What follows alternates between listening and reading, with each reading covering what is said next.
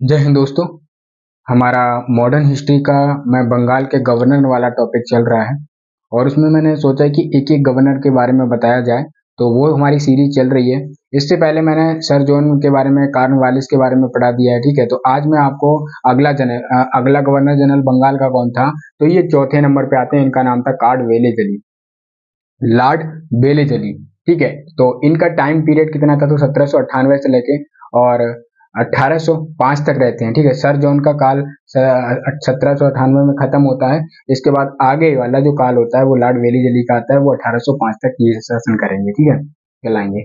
इन्होंने क्या करा कि फ्रांसीसियों का भय और अंग्रेजी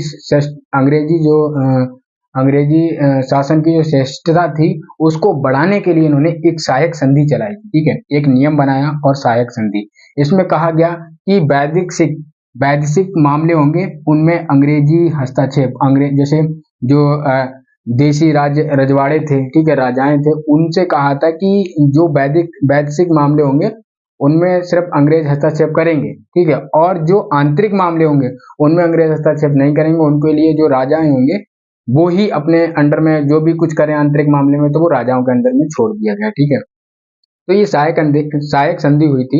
तो उन्होंने एक नियम चलाया था, ठीक है, लॉर्ड वेलेजली ने। तो उसमें ये दो बातें कही थी और इसमें इन्होंने कई राज्यों को भी, कई राजाएं थे उनमें शामिल भी हुए थे। देखो कौन सहायक संधि में स्वीकार करने वाले राज्य कौन से थे। सबसे पहला राज्य था हैदराबाद, ठीक है, दक्षिण भारत का, 1798 में राजी हो गया। और मैसूर था वो 1799 में राजी हो गया। कैसे? क्योंकि चतुर्थ आंग्ल मैसूर युद्ध हुआ था 1799 में, जिसमें टीपू सुल्तान मारा जाता है, ठीक है। भयंकर युद्ध हुआ और उसमें टीपू सुल्तान मारा गया। उसके बाद जो वाडियार वंश था, वाडियार वंश आगे चलकर अंग्रेजी शासन में चला गया। वाडियार वंश या आडियार वंश भी इसको कहा जाता है, ठीक है। तो ये अंग्रेजी शासन में आ गया, इसने स्वीकार कर लिया, ठीक है, 1799 मैसूर को। तो ये सहायक संधि में आ गया।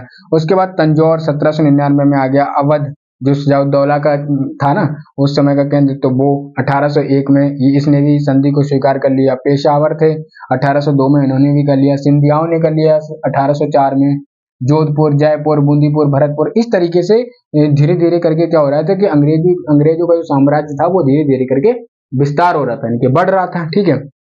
उसने एक काम और करा था, आईसीआई के प्रशिक्षण के लिए इसने 1800 ईस्वी में फोर्ट विलियम कॉलेज की स्थापना करी थी, ठीक है। क्योंकि ये आईसीआई के जनक किसे कहा जाता है, कार्नवालिस को कहा जाता है। उन्होंने इसका चालू करा था इसको, ठीक है, पुलिस सेवा।